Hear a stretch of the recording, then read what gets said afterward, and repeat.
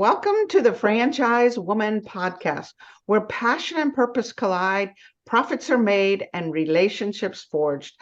I'm Rebecca Monet, CEO and Chief Scientist at Zoracle Profiles, along with my co-host, community advocate, speaker, author, and entrepreneur, Tracy Kawa. So today we have a very special guest, Liane Caruso. Liane has a depth of experience working primarily in the franchise marketing for over 14 years. She launched her career in franchising with her very own agency focusing on local marketing programs for franchise brands. After the agency was acquired, she worked with franchise brands to build local digital marketing campaigns, franchise development programs through integrated digital marketing programs, and public relationship tactics with well-known, reputable franchise suppliers. In 2020, height of COVID, she built a franchise marketing consultancy called helloCMO, offering fractional CMO or outsourced CMO engagements specifically for franchise brands and suppliers. It's an alternative solution that provides brands access to C-suite level knowledge, expertise, and franchise marketing experience, but a fraction of the cost. She works with an organization's existing marketing department to develop strategic plans and execute campaigns that deliver consumer and franchise development results. Holy moly, girl, we're so glad you're here. Thank you for having me. I'm so excited. Yeah, this is so exciting for me, especially because my background is more like grassroots marketing, but digital marketing boggles my mind. So I just have to know how did this all start, or where did it all start? How did you get into franchise? So it actually started with a Facebook post. I had decided my son was 3 months old, my first son, and I had decided that I was going to start my own company. I had worked for other marketing agencies and other women who ran these agencies, and I thought, you know what, I can do that for myself. So I just up and quit. It seems to be a habit I have, but I just up and quit, and I decided to start a company. I had just moved to Tampa. I didn't know anybody. And I started with a Facebook post, and it got me my first client, who that was 2009. They're still my client to this day. And it was a seawall company, but I realized basically the power of social media. And so what I started doing was helping local companies with their social media strategies and tactics, which kind of fast forward led me to working with marketing agencies and PR firms to build social media as a product for their agencies and PR firms, because it wasn't a thing yet. That was back when press releases were just press releases, and you made phone calls or you faxed over the press release. It didn't have anything to do with social. So it kind of evolved from there. And through that, I started working with a local franchisee, which led me to the next franchisee, which led me to working with the region. And like I said, just kind of snowballed from there, working with franchising. Very cool. Yeah, that's amazing. To me, because I love this idea of snowballing, where you take a first step, you take the risk, you stick your nose out there, it turns into a little something, which turns into a little bigger something, which turns into a bigger something, which ultimately turns into everything that you have created. So I'm curious. You mentioned something kind of off the cuff real quick, that you have a habit of just sort of jumping into things, leaving something and jumping into something else. Tell me more about that. I mean, that sounds scary to me. Yeah, so it is scary, and I have a family and kids, but I feel I have an entrepreneurial soul, if you will. So I feel when I can see that there's a gap in something and I feel like I can help fill it or make a change or impact, I want to help build something and help create it. And I think that's why I like working for other agencies or like working for franchise brands, especially emerging ones, because I can help them build and create something into a bigger vision. So when there's something that I feel like I can do, I get an itch and I have to scratch it. And so I jump in. It's a little crazy, but I Is can't that help it. Is that when you feel like there's something you can do, or when you feel like that's something that you're learning in the process of learning and will be able to master and do well? Like, is it something you already know how to do, or something you're like, oh, I can do that? It's oh, I can do that and figure it out along the way, just like my Wow. company. So when I started my first company, Facebook, like I said, business pages were barely even just getting started. There wasn't advertising, there wasn't anything. And so if I just knew a little bit more than everybody else, then I could figure it out. And so I realized the power of it, and I just kept jumping in. And then the other thing I think is when I am at an organization and I feel like I've done everything I can do, and so there's nowhere else for me to go, and I get bored, or I feel like I'm not making an impact anymore, and so it just feels like it's time to move on. And to me, that's okay. Like, it's a there's the dogs. It's okay that we move on, but I don't want to be somewhere where I'm not building or creating or making an impact.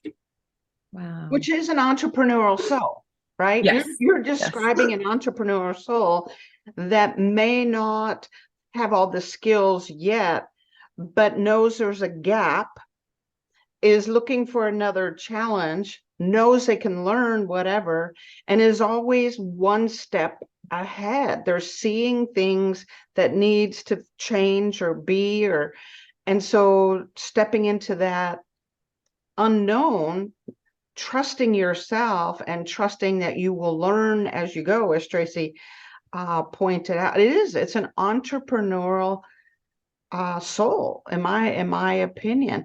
Do you think this entrepreneurial soul, Liane, is also why you love working with emerging franchise brands?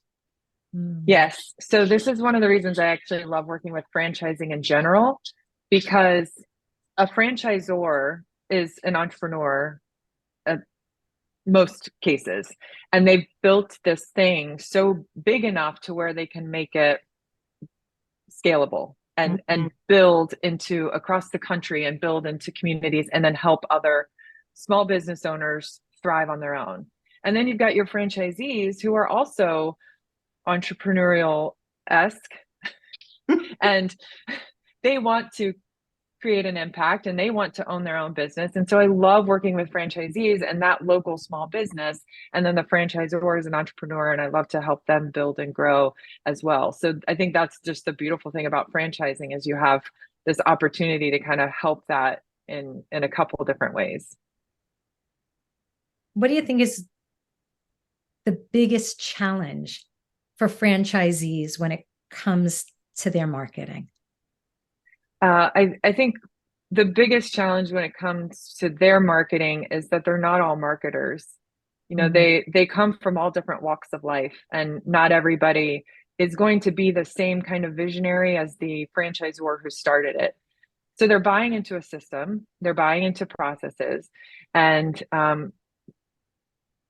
as a marketer, I think anybody who works with franchisees about marketing, it's an education process, because they at least need to understand what they have to do to market their business. They don't have to push the levers and push the buttons, but they have to understand marketing on some level. So I think the biggest challenge is that they don't take the time to understand what marketing is or what the opportunities are for marketing. Subscribing to the system that they bought into, and kind of really taking it and running with it and understanding it. So if they don't understand it, then it sets everybody up for failure.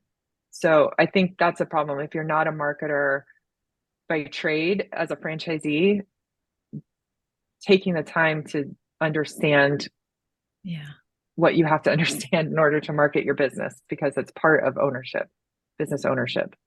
Never mind they're doing 1,000 other things, right? Well, that too, yes. Right. And so if you don't have talent or knowledge in this area, and you're also doing all the other things, the operational side, the sales side, the technical side, you're doing all of that, also customer service. It's like taking the time to learn it is time out, right? Right. So excellent point. So I want to kind of address this part of you that seems to be one step ahead, right? Just one step ahead. Marketing is forever changing and technology is forever changing. Do you just have a natural attraction to new and different and push the envelope? And are there ever times where you go, oh, this is too much? Or do you always just go, okay, another new thing and I'm going to learn it? Um, no, I think it depends on what it is. So when I started with social media, I loved it so much and I realized the power of it. And I loved that I was kind of at the start of something new and bigger than any of us really understood. And so I dove into social media and, went to any convention that I could go to. I worked with some back in the day, early social media influencers and kind of just really let it take over, because having that information, knowing more than these business owners that I could come in and help them was just felt really good. Nowadays it's like you get so wrapped up in running the business or working for your clients and all of that stuff, at least for me, that I'm having a hard time keeping up. So I'll be the first to tell you that I am not ahead of the game with AI. And I keep referencing in my head that if I could just get ahead, like I did with social, then I could be ahead of the game. But I can't, I feel like I'm so far behind. I can't, like I'm never going to catch up now. And so that is kind of overwhelming to me, but I know that I have to embrace it. And I know that I have to figure this thing out at least on some level. And so it's just going to take the time for me to just say, stop and let's do this. But yeah, I can do it for some things that I feel like I have a passion for, but when it gets overwhelming, it's almost like I freeze, but I'm in freeze mode for AI. Yeah, I have similar way that when I go into something that I feel, oh my gosh, this is overwhelming. I don't know if I can learn this, or this is going to take longer to learn than what I can dedicate at this point. I go into that overwhelmed too. So I think that's a common feeling. I think where you and I are different, however, is your willingness to do it anyway, right? Your willingness to take it by the horns and say, I will learn it. It's required. Right. AI came on hard and fast. Right. I mean, it was like overnight this thing took over. It's just amazing. It is. And I'm so impressed watching these companies and these people who, on LinkedIn and are really just taking the bull by the horns and just staying ahead of it and training and all of that. And so like, those are great resources for us to use. But, I for myself personally, I don't like, I'm always consuming information, always. Like I'm always listening to podcasts. I'm always listening to um, radio shows or audiobooks or whatever to try and keep myself ahead. I very rarely read any personal books or listen to any personal podcasts. I have to stay ahead somehow. And generally it's through podcasts and just having other people help me understand what the changes are and what's going on, because it's just so impossible to keep up. But that's really my way of staying, at least trying to stay on top, if not ahead. That's interesting because Liane, you're a synthesizer of information, I think. I know when we were talking earlier, you were talking about how you were working down in the Keys and working for two industries that kind of were almost diametrically opposed, right? I mean, not opposed to each other, but they were just so different. So can you tell our audience a little bit about those two different industries? Because I think that also is a lead into this conversation, or at least a part of this conversation that we're having on taking information and being able to synthesize it, or where to jump in, how to jump in, when to jump in, or when to not jump in and let somebody else jump in, Right. So I moved to Key West when shortly after I graduated from college, because my mom had retired and moved there. And I figured, hey, what better place to move to? I have a free place to stay in Key West. So I couldn't find a marketing job right away. So I was bartending. I bartended for 8 years down there, but eventually I did find a marketing, the one marketing agency that was there at the time. And they did event production. So they did the large events like Fantasy Fest and the Superboat Powerboat race, the Superboat races, and a bunch of different events throughout Key West, which was so great. It was all to bring tourism to the island, and it was through government funding and all of that stuff. So it was so much fun. We were sponsored by Captain Morgan and Bud Light, so we always had liquor and beer in the office, and just great fun, very creative, great, amazing experience. And then the same agency, we were also the public information subcontractors for consultants who worked for the DOTs, the Department of Transportation, the airports, the buses. And so anything Miami South, they hired our company to do. We were woman owned. And so we were small business, we were woman owned. So we were a great subcontractor, and we could handle the keys. We had all the relationships. So anytime there was a road construction project throughout the Keys, that, there was a number on the side of the road that says, call this number, that would go to my cell phone, my second cell phone. Oh my goodness. And so the difference between what I did in a day was just so funny, because I'd have to write these very formal press releases and talk to concerned citizens and hold open community, events to educate them on road construction. I'd have to go knock on doors and say, this project is coming, your business is going to be affected, those kinds of things. And then at the same time, we're organizing these huge events for the island, which brought 70,000 people, and parties galore and parades. And so it was just, you're right, it was like diametrically opposed, the two of them, but such fun experiences on both sides. And being able to synthesize and being able to wear one hat and, flip the brain over to creative writing as opposed to, more technical writing. And yes, there's a lot that goes into that behind the scenes in the very much so. Yeah, my writing skills certainly got refined, because I could be so creative in one side, and the adjectives that I got to use, like I'd have a thesaurus handy, like what kind of fun adjectives can we use for this event? And then I'd have to totally tone it down and watch every single word that I used and be very cognizant of the words. And then again, this is two different types of information that you're trying to get out and market. You're marketing both of them, and how people need to receive that information is where, you kind of have to process and synthesize it and deliver it to them in such a way that it made sense to them and the way that they needed to receive it. So it's fun. I love this. It's like left brain, right brain, right?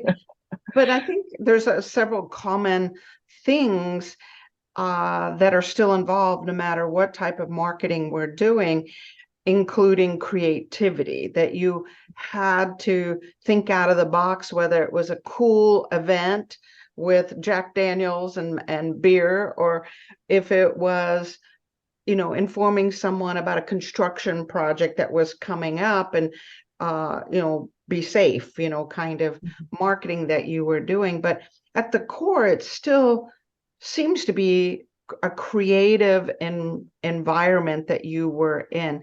Can you speak to the importance of creativity in marketing and in your life in general?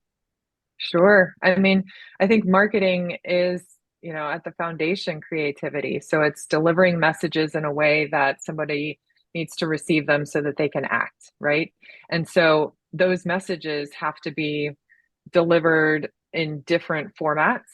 The messaging has to be delivered in different ways, sometimes even to the same person. Sometimes, even in Fran Dev campaigns, we're sending out 7 different emails, and we need to figure out a way for them to react, or what's going to click with them emotionally, So being creative in a way that you're delivering information so that the person can receive it in the way that they need to receive it. So you're always having to think, it's psychology through and through. So you're always having to think about, how do they receive? I mean, this is great for team building and working with people anyway, but in terms of marketing, it's the same thing. It's like, how are they going to receive it? So I need to be creative in in the way that they're going to get it. And you might have three different kinds of people who are going to receive the same message in three different ways.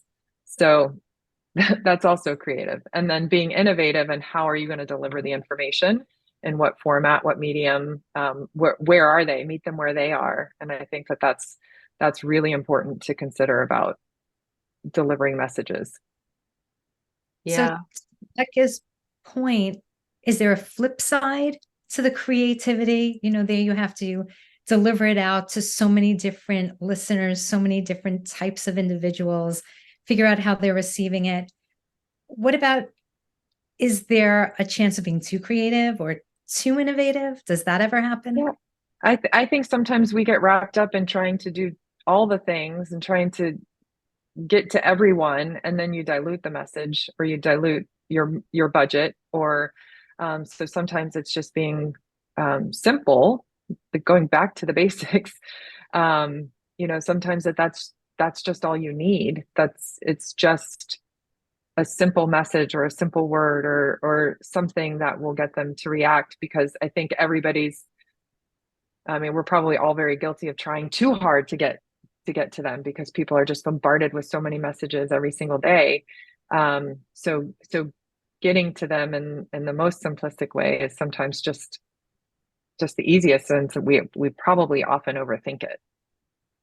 I think that's true in life, right? Yes. I think we overthink, we overcomplicate things, that there are times where simplicity is the answer. Kind of reminds me of the public service announcement that was so successful called Got Milk. Got Milk. And Yep. that was one of the most successful advertising campaigns. And it wasn't in any way fancy or sexy or any of those things, but it got an impact that it was supposed to have. That's a simple way to get a message across. So I do think there is an extreme all directions. And I have seen, honestly, Liane, where franchisees get too creative, right? Instead of embracing what the franchisor has created in terms of marketing or ideas, if we're naturally creative like you are, then there's a tendency to want to express that side of us, right? And that can be dangerous for franchisees. That can, like you said, dilute the brand, dilute the message completely. So I'm glad you pointed that out. I would say to that point, I've worked with brands where the franchisees are often, like, we should get influencers and we should do this. And well, no, you don't need all of that. You don't need all of that. And at the end of the day, what's really going to build their business is, let's go back to the basics and let's do that grassroots community outreach.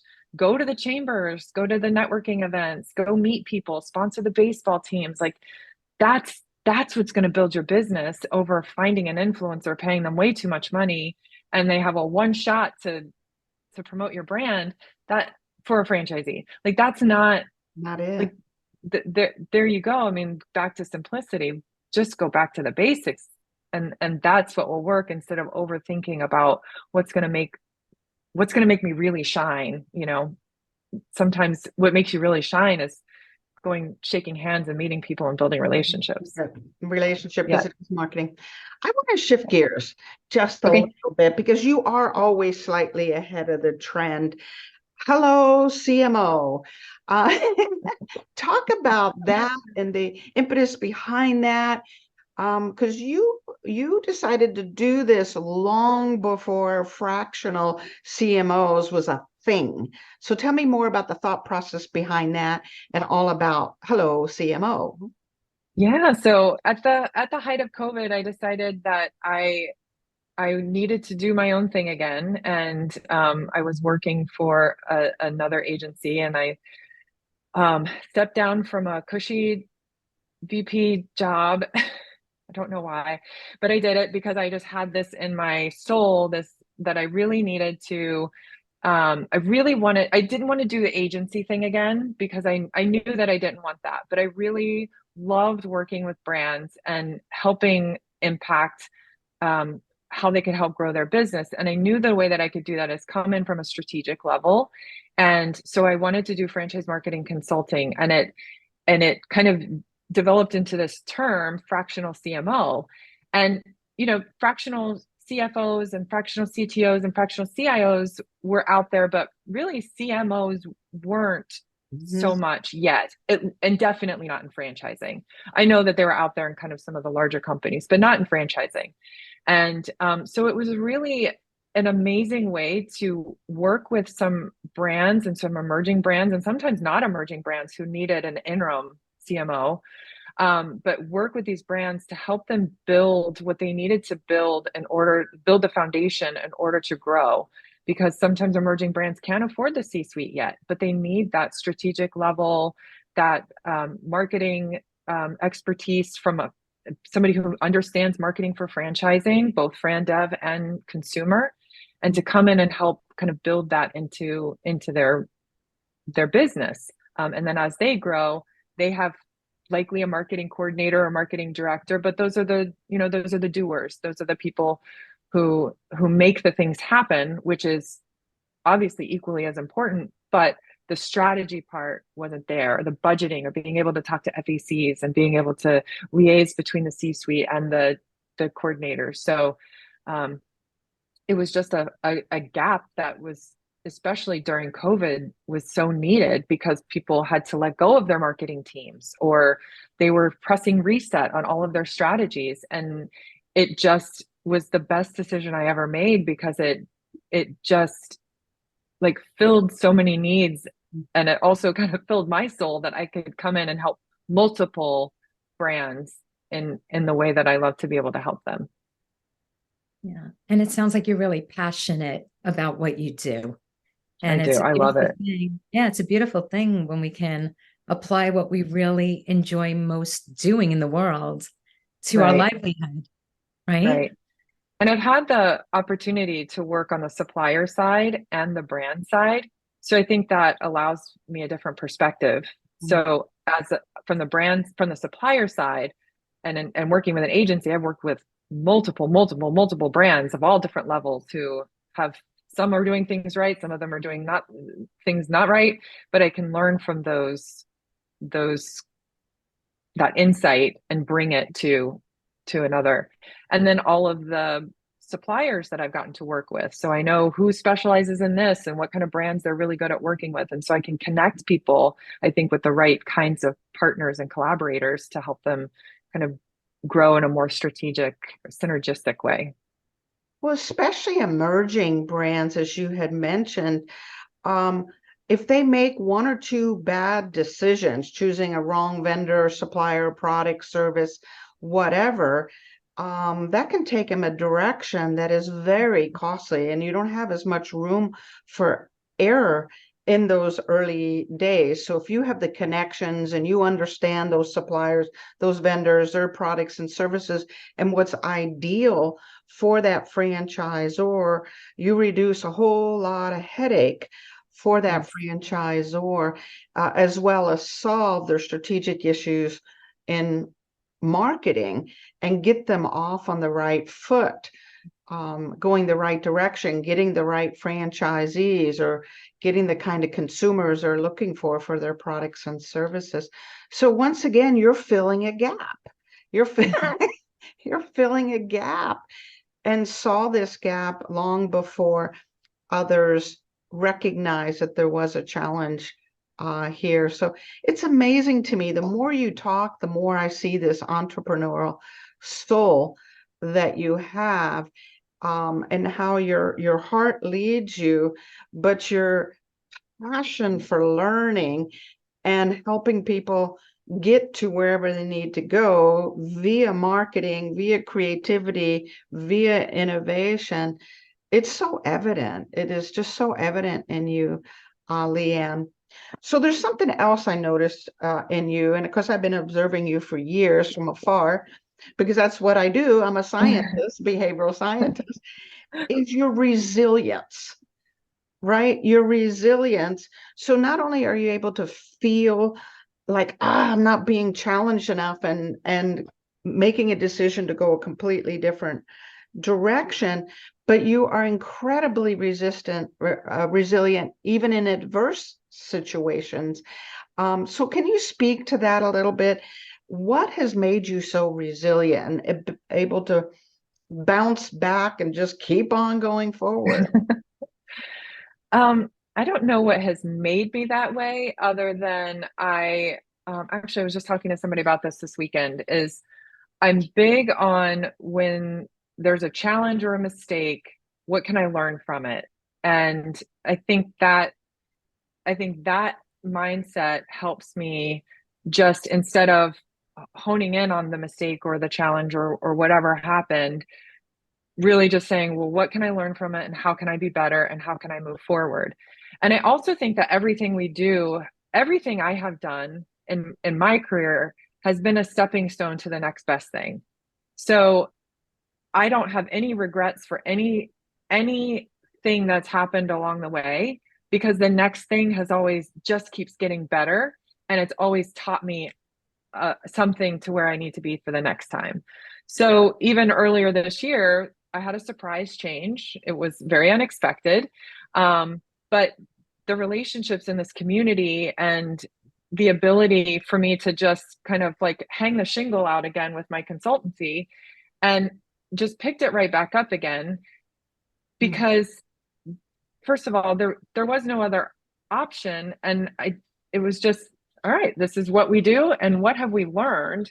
I've met so many new people, my network opened up, learned so many new things about the industry and about everything. So it's just really kind of taking that and learning from it. And then just, here's the next stepping stone. And I can't wait to see what's next, is just kind of how my attitude has always been in business and my professional career, and even just kind of taking the chances, like, well, let's see where this brings us. Yeah. It's amazing. Should be a good one. Yeah. What I find amazing in what you just said is that oftentimes we think something is a curse, and it ends up to be the biggest blessing. The 100%. biggest blessing. Yep. I do have a burning question for you, and I'm glad that you were talking, excuse me, about the stepping stones, because the fact that you were a bartender for 7 years really like amazes me, because I think when it comes to soft skills, bartenders have to be at the top of the list for cultivating those, not only customer service, but active listening and problem solving and so many things. I mean, even the soft skill of telling somebody, all right, I'm cutting you off, you've had enough, like whatever, Right. whatever it is. I mean, how do you think that being a bartender and customer service set you up to be able to capture the voice of all of these different types of organizations that you have to write for? Right. That's interesting. So I think being a bartender, first of all, just teaches you so many life lessons. I think everybody should be in the service industry. I was also very lucky enough to work for Outback Steakhouse for many, many years.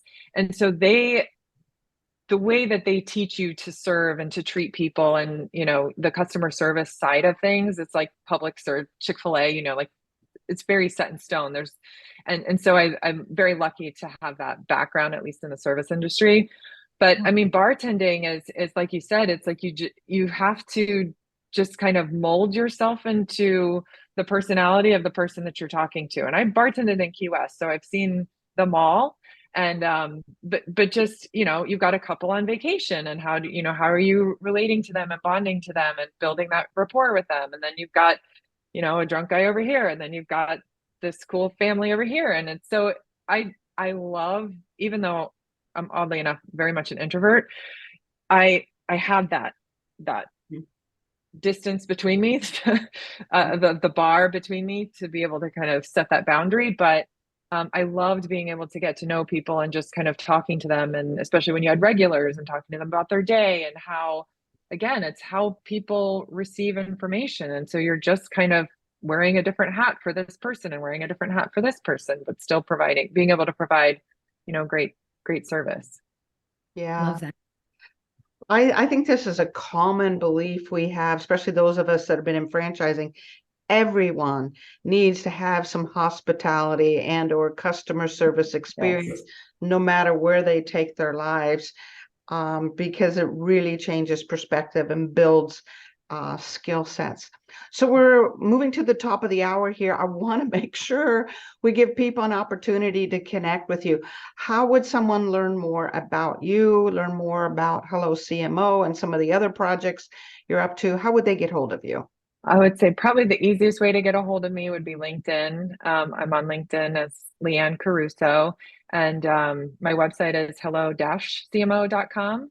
But you can always email me at lianecaruso.com. But yeah, I'm pretty active on LinkedIn, so that's probably the easiest place to find me.